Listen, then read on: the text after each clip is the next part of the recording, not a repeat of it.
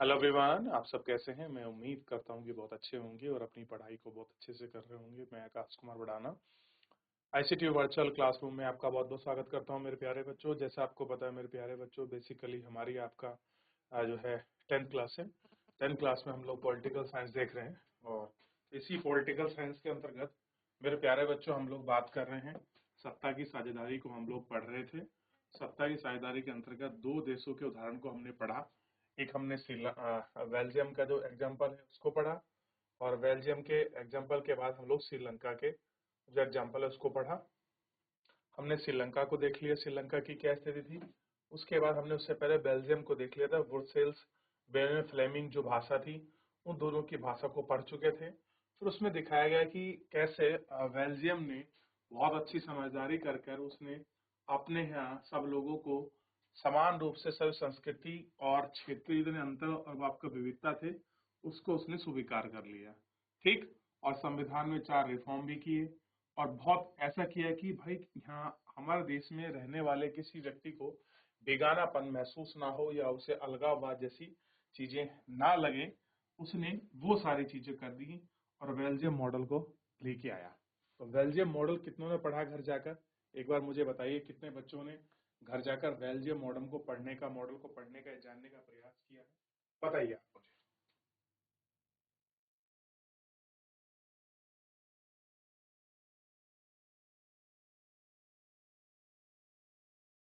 देख लिया।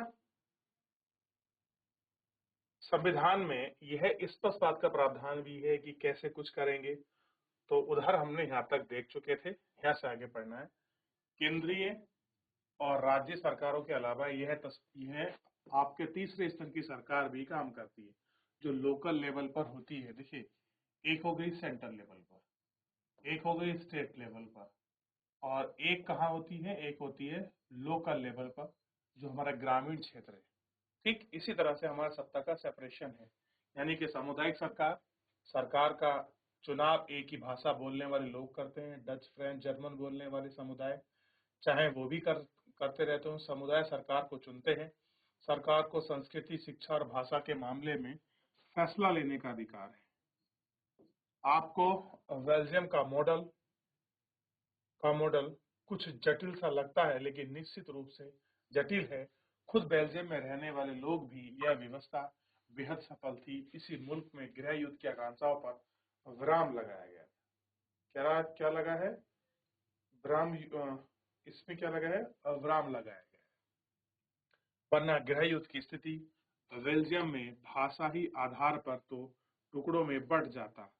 अनेक यूरोपीय देशों के साथ साथ मिलकर यूरोपीय संघ बनाने का फैसला ब्रुसेल्स का उनका मुख्यालय चुना कि भैया अब हम क्या करेंगे, एक साथ रहेंगे।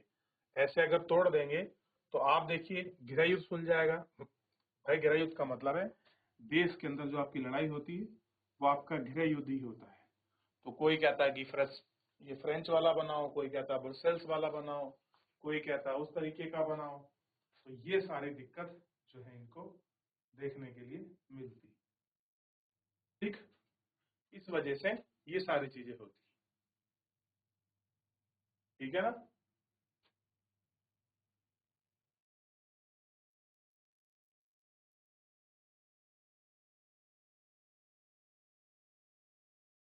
कहने के बेल्जियम और श्रीलंका, इन कथाओं से हमें क्या शिक्षा मिलती है? दोनों ही देश लोकतांत्रिक हैं, फिर भी सत्ता में साझेदारी के सवाल उठाने पर अलग अलग ढंग से निपटाने की कोशिश करती है। बेल्जियम के नेताओं ने लगा कि विविधता, समुदाय और क्षेत्र की भावनाओं का आदर करने पर ही देश की एकता की संभावना होगी। यहाँ क्या कहा कि जो हमारे विविधता है, जो विभिन्नता है, डाइवर्सिटी है, अगर हम इसको एक संजोलेंगे तो हम इसकी क्या करेंगे, हम विविधता की एकता का खंडबात करेंगे। और उन्होंने वो समाने का प्रयास किया। एहसास के चलते सत्ता पक्ष समझदारी में शामिल हुए। श्रीलंका में ठीक उल्टा रास्ता अपनाया गया। उन्हें पता चला कि बहुसंख्यक समुदाय दूसरे पर प्रभुत्व कायम करने में सत्ता में उनकी हिस्सेदारी ना के बराबर फैसला करे, इस देश की एकता में आपका संकट खड़ा कर सकती है। कैसे कर सकती है? संकट खड़ा कर सकती है। तो अलग अलग स्थिति, कोई किस तरीके से अपना रहा है, कोई किसी किसी स्थिति से अपना रहा है। सबका रूप उसमें अलग अलग दिखा है।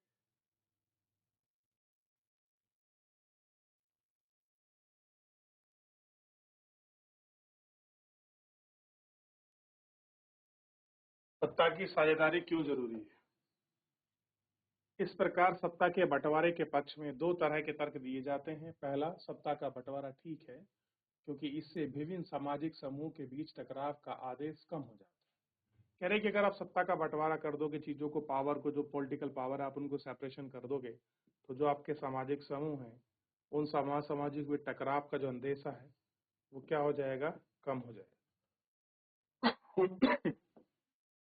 क्योंकि सामाजिक टकराव आगे बढ़ने कर हिंसक और राजनीतिक अस्थिरता का रूप ले देते हैं, इसलिए सत्ता में हिंसा देने की राजनीतिक व्यवस्था में स्थायी रूप से अच्छा है। बहुसंख्यक समुदाय की इच्छा तो बाकी सभी पर थोपना तत्कालिक तौर पर लाभ लगता है और आगे चलकर यह देश की अखंडता के लिए घातक हो सकता है। बहुसंख्यक का आतंक सिर्फ अल्पसंख्यकों के तक परेशानी पैदा करना नहीं है, बहुसंख्यकों के लिए बर्बादी का कारण भी बन जाता है। सत्ता का बंटवारा लोकतांत्रिक व्यवस्थाओं के लिए ठीक है। इसके पक्ष में एक बात यह कही जाती है कि सत्ता की गहराई दरअसल लोकतंत्र की आत्मा है।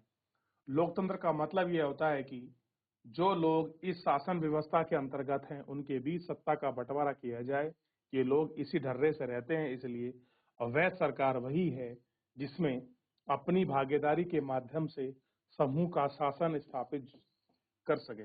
यानी कि सब लोगों को शासन के अंदर हिस्सेदारी होना, उसके माध्यम में जुड़ा रहना, मेन इनका अपना एक प्रभाव है कि अगर हम उसमें जुड़े रहेंगे तभी हम कह सकते हैं कि हमारा हाँ सत्ता की भागीदारी को लेकर वो सुनिश्चित है।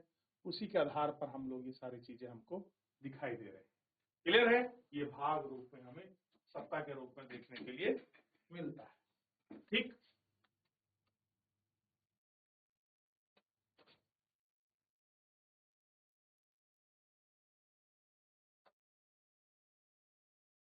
इन दो तर्कों में से एक युक्तिपरक और दूसरे के नैतिक तर्क ये कहते हैं कि युक्तिपरक या समझदारी का तर्क लाभकर परिमाणों पर जोर देता है, जबकि नैतिक तर्क सत्ता के बंटवारे का अंतभूत को महत्व देता है। नैतिकता क्या कहती है कि सत्य का बंटवारा हो, ठीक है, यह आपको युक्तिपरक कहते हैं, दूसरों की नैतिकता तर्क कह सकते हैं। युक्तिपरक मतलब समझदारी के आधार पर चीजों को आप अच्छे से देख लो, उनको सेपरेशन वगैरह कर लो, तो कुछ वो बात करती है। ठीक, बात करते हैं खलील की उलझन। खलील की उलझन को भी पढ़ेंगे। तो पहले मुझे बताइए पावर ऑफ सेपरेशन कैसे दिखता है आपको? क्या केवल एक ही रूप में दिखता है, या खाली चीजों को बांट देना ही चीज का समाधान है, या कैसे आप उसको किस नजरिए से देखते हैं, ये भी इसमें बड़ा महत्वपूर्ण और सही रूप में आपका देखा और समझा जाता है। ठीक है ना? इन पर हम लोगों को एक एक करके बात करनी है और इनको देखना है।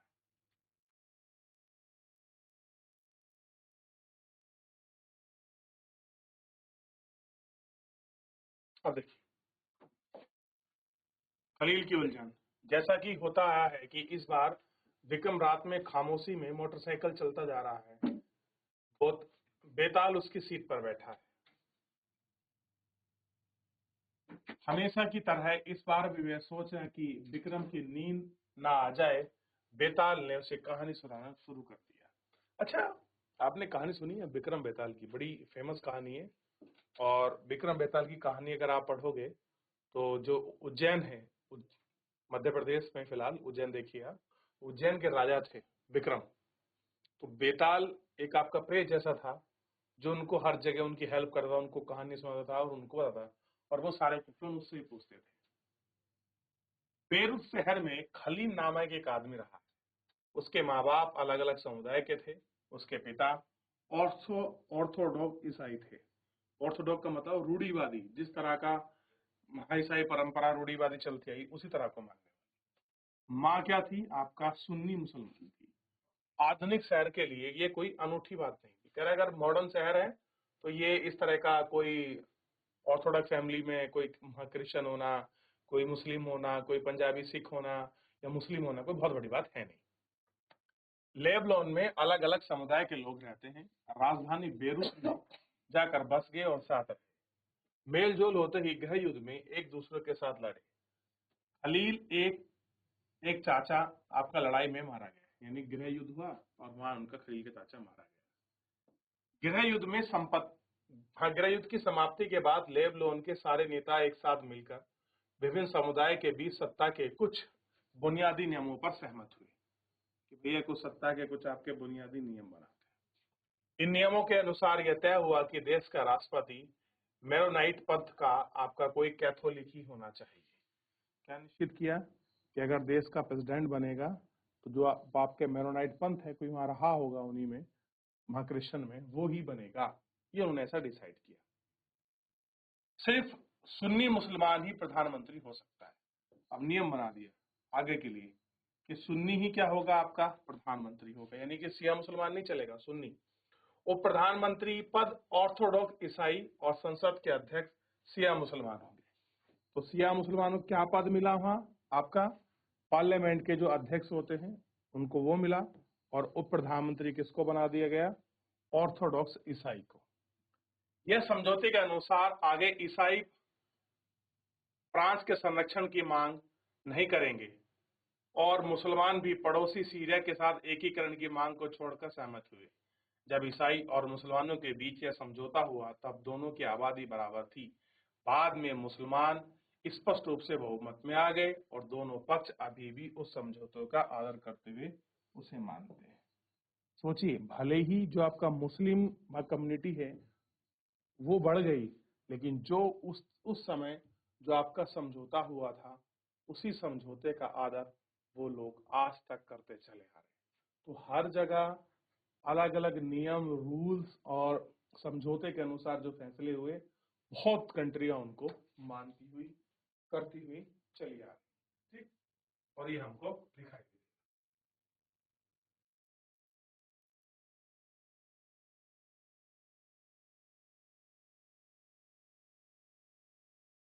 हो गया, आगे बढ़े। अच्छा, बात नहीं करेंगे। खलील को यह समझौते में बड़ी गड़बड़ी लगती है। राजनीतिक महत्वाकांक्षा वाले लोग, लोकप्रिय व्यक्ति, लेकिन मौजूदा व्यवस्था में रहते हुए बड़े पद पर पहुंच नहीं सकते। अब कह रहे हैं कि जिनकी महत्वाकांक्षा है कि हम आगे बढ़े, तो वो नहीं पहुंच सकते। ये तो फिक्स है कि भाई ऑर्थोडॉक्स फैमिली का प्रधानमंत्री बनेगा, उसको आपका लोकसभा स्पीकर बनेगा, वो राष्ट्रपति बनेगा, निर्धारित है। वहां ना तो माँ का धर्म मानते हैं, ना ही पिता का। असल में वह चाहते ही नहीं है कि किसी भी धर्म से जोड़कर पहचाना जाए।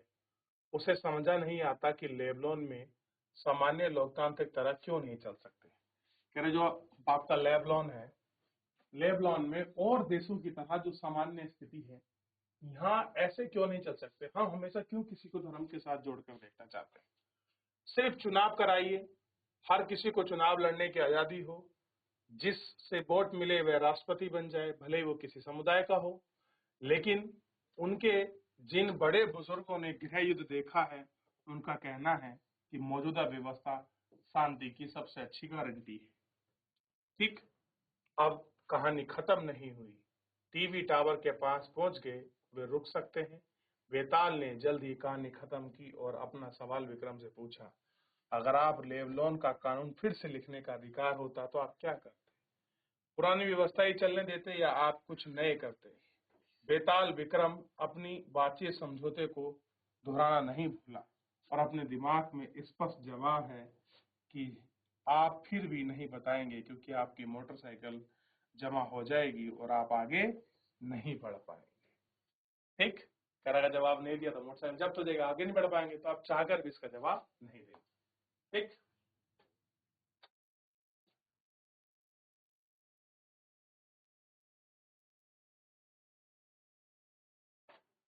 आप बताइए, आप कौन सी कहानी सुनेंगे, बेताल की सुनेंगे? तो देखिए, ये विक्रम है जो बाइक चला रहे हैं और ये बेताल है।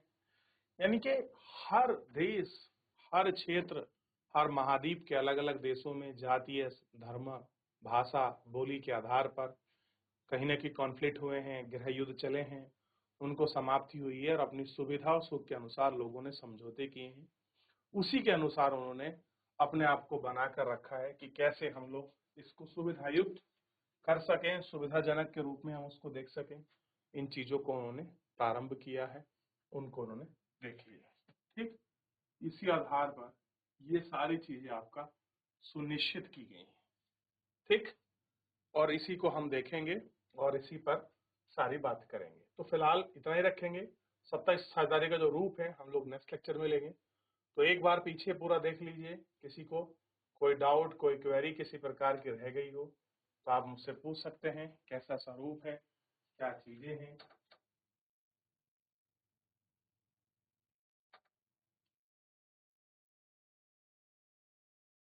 देख लिया।